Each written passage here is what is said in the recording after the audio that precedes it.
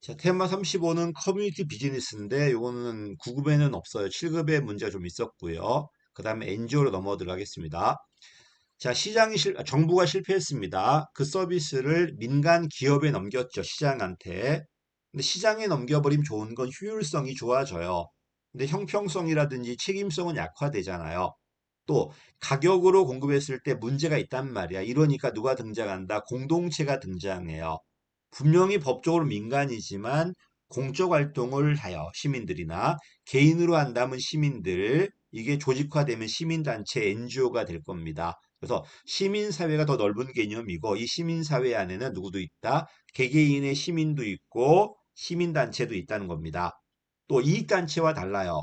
이익단체는 사익을 위해 모인 단체들이지만 시민단체는 이 공동체의 가치를 위해 모인 애들이야. 약간 다르다는 겁니다. 물론 구별이 좀 모호하지만은 어쨌든 사익을 위한 단체인지 공동체 이익을 위해 모인 단체인지 얘가 등장했다는 건 누가 실패하니까 정부가 실패하니까 이걸 시장으로 넘겨주자는 운동이 많이 있었죠. 신공공 관리론이.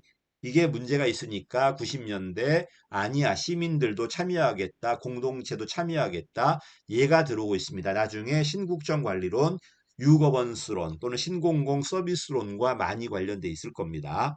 NGO. 자, 어쨌든 공적 영역을 국가가 하지 않고 얘가 들어올 거니까 NGO와 정부를 많이 비교할 겁니다. 민영화는 시장과 정부를 많이 비교했죠. 근데 NGO가 들어오다 보니까 정부가 했을 때 장단점, 시민단체나 시민이 했을 때 장단점, 이걸 많이 물어볼 겁니다. 가겠습니다. 자, 옛날에는 공적 영역에 시민이 들어왔다는 건 한거로 들어오는 거야. 적대적 관계였어요. 근데 지금은 그렇지 않습니다. 동반자다. 동반자는 뭐냐면 각각의 고유성은 인정한다. 그러나 안 되는 것도 있으니까 같이 하자는 겁니다. 그래서 이 NGO도요. 시민 중심인 게 있고 정부 중심인 게 있다면은 정부 중심이 뭐가 되는 거야? 이게 의존 관계. 정부가 말 그대로 육성하는 거야. 그 다음에 보안 관계.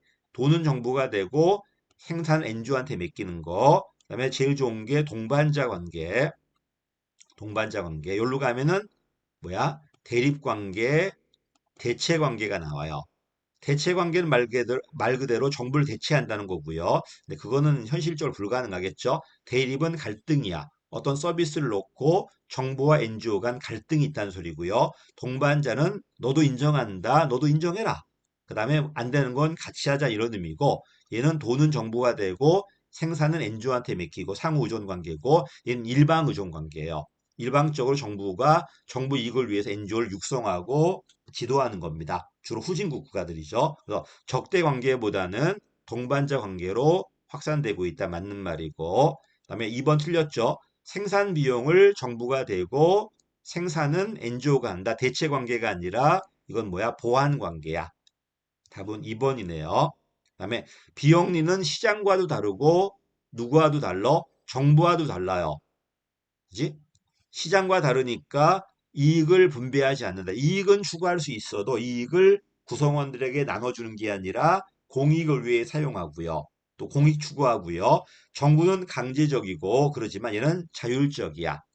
누구나 가입 강제하지 않습니다. 그래서 자율성과 자발성은 정부와의 차이점, 이익 비배분성과 비영리성이죠. 그 다음에 공익을 추구한다는 공익성은 시장과의 차이점이겠죠. 맞는 말이고요. 보다시피 의존 관계는 주로 개도국에서 이거는 정부가 정부의 지원을 얻기 위해서 일부러 육성하는 거야. 관변 단체겠지. 이런 건 되게 개도국 후진국에서 의존 관계, 보안 관계, 동반자 관계, 대립 관계, 대체 관계까지 정부와 NGO의 관계 문제네요. 체크 한번 해보시고요. 답은 2번입니다. 대체 관계가 아니라 보안 관계야 이거는. 자, 내려갈게요. 현대 시민사회에 왜 등장했다고요? 시장이 실패하니까 국가가 커졌고, 국가 실패하니까 시장 넘겨줬는데, 시장도 문제가 있으니까 거버넌스라는 특히 공동체 강조한 유거번스가 등장하고 있습니다. 이러니까 시민 역량이 커지면서 정부 중심의 독점 통치에서 거버넌스로 바뀌고 있다 맞는 말이죠. 특히 우리나라는 정부 주도의 성장이었어요. 이 부작용 완화하려고 공동체 가치를 강조하고 있다는 겁니다. 맞는 말이고 시민의식이 성숙되고 참여욕구가 증대되면서 파트너십이 강조되고 있는 건 맞다. 맞는 말이야 이것도. 그 다음 틀렸죠. 심판자로서의 정부는 그냥 전통적인 근대 입법 국가야. 심판자다. 그치? 갈등을 심판하는 게 아니고 시민도요.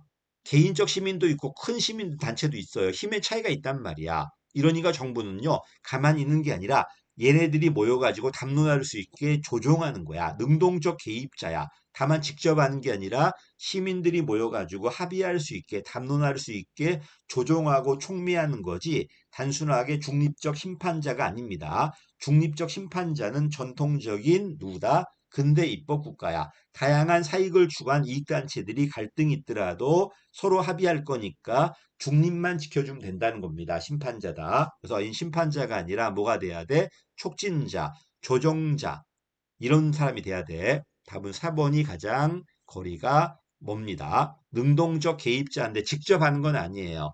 시민들이 모여가지고 서로 합의할 수 있게 담론의 장을 만들어주는 거야.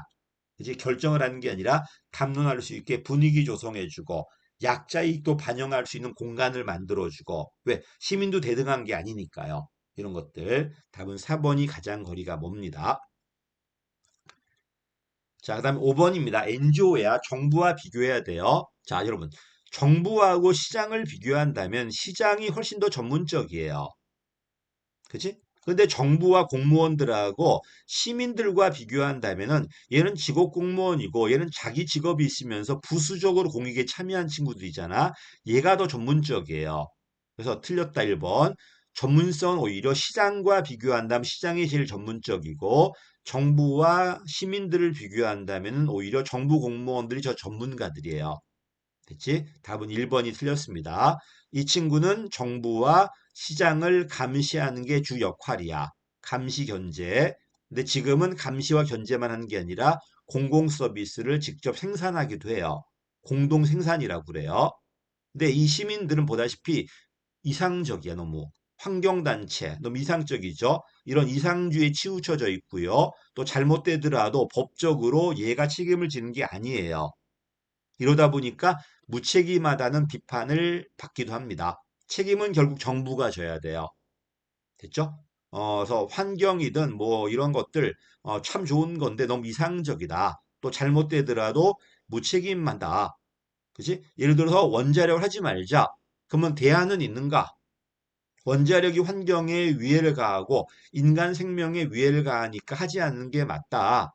근데 그러면 전기가 없었을 때 대안은 있는가? 그리고 그 전기가 없었을 때 책임은 누가 질 것인데? 이때는 얘는 빠지겠죠. 정부가 책임져야 돼요. 이런 비판 받습니다. 또 정부는요, 강제력이 있어. 세금을 거둘 수 있는 강제력이 있는데 NGO는 그게 없습니다. 그러다 보니까 정부라든지 대기업으로부터 많은 지원을 받아요. 원래는 회원들의 회비로 해야 되는데 돈이 없다 보니까 지원받는단 말이야. 이래버리면 오히려 얘와 얘를 감시해야 되는데 얘한테 그냥 의존해 버리잖아요. 그러다 보니까 재정상의 독립성 결여로 자율성 확보가 안 된다는 건 관변단체라든지 이런 대기업을 옹호하는 이런 단체가 돼버린다는 겁니다. 이게 문제점입니다. 이걸 잘 정리하는 게 살라모니아. 파괴적 아마추어리즘, 전문성이 없다, 무책임하다, 파괴적 불충분성, 돈이 없다, 그지? 파괴적 배타주의 뭐 이런 것들 전부 다 살라몬이 정리했을 겁니다. 정리 한번 해보시고요.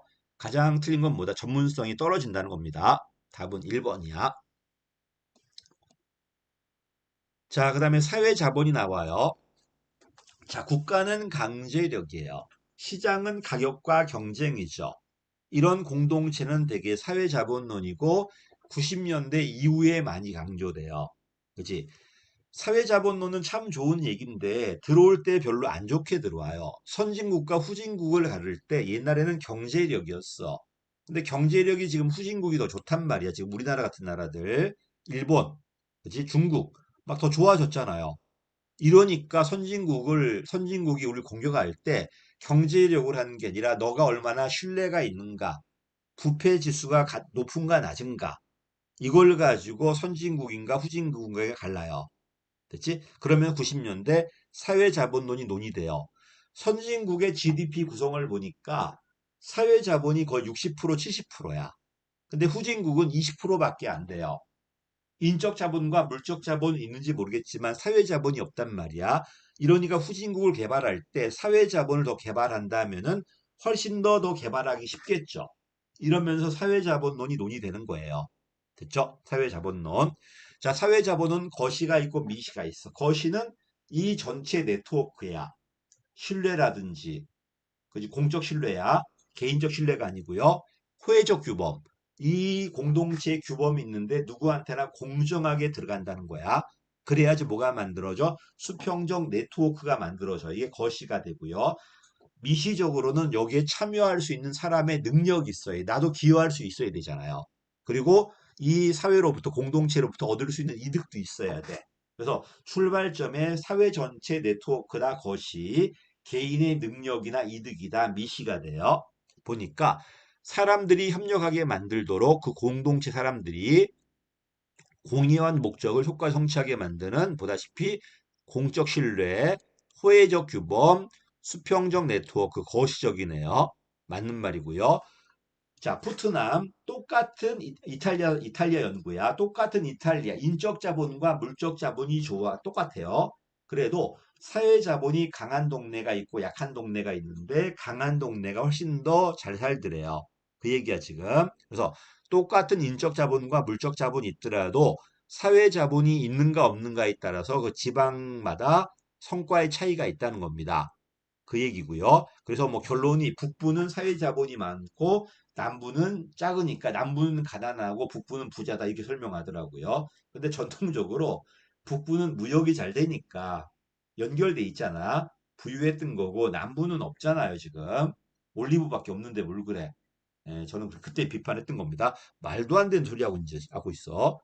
처음부터 이탈리아는 북부가 잘 살았어. 왜? 프랑스 다 연결돼 있잖아, 지금 독일 이렇게. 무역이 잘 되겠죠. 반면 남부는 없잖아, 지금. 아프리카 밑에잖아, 지금. 바로 위에잖아, 지금. 미안합니다. 어제 푸트남은 사회자본의 크기에 따라서 지방제도의 성과가 다르다 이렇게 말했고, 후쿠야마도 마찬가지야. 우리나라는 사회자본이 없다는 겁니다. 됐지? 이런 것들. 어쨌든 이런 사회자본이 있다면요. 내가 널 믿어요.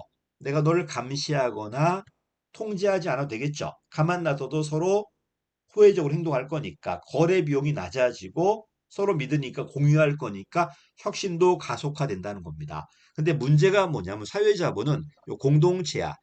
요 지역 내 자본이 있고 지역 간 있어요. 이걸 강한 자본이 있고 이걸 약한 자본이라고 그래요. 약한 자본이 사회자본이 약하다는 게 아니라 요 지역 내는 공동체 의식이 되게 강해. 이게 너무 강해버리면요. 타 공동체와 갈등이 나타나요. 이러다 보니까 대외 개방성이 아니라 오히려 폐쇄성이 나와요. 이러니까 강한 자본뿐만 아니라 다른 지역과의 연대하는 약한 자본도 필요하다는 겁니다. 됐지? 대내 자본이 있고 대외 자본이 있단 말이야. 근데 대내 자본만 너무 강해버리다 보면은 타 지방과 타 공동체와 갈등이 나온다는 겁니다.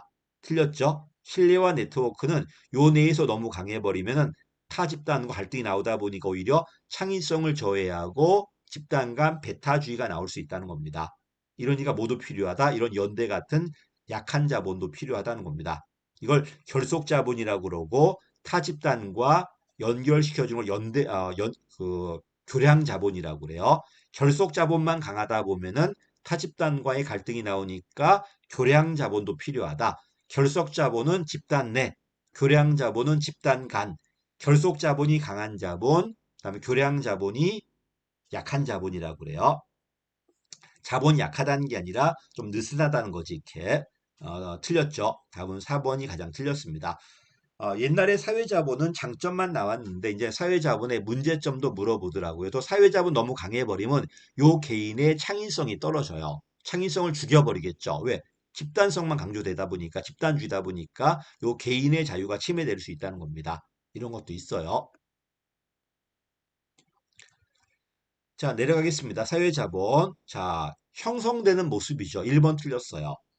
이건 형성되는 모습이 아니라 결과야. 사회 자본이 형성돼 있으면은 서로 거래가 잘 되다 보니까 경제력이 좋아지는 거지, 경제력이 좋아진다고 해서 사회 자본이 형성되는 건 아니라는 겁니다. 선후 관계가 바뀐 거야, 지금.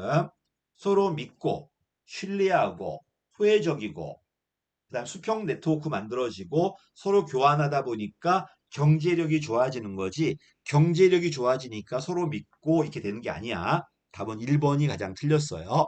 두 번째가 서로 알고 있다, 대화한다, 토론한다, 서로 도움을 준다. 맞죠? 신뢰가 존재한다.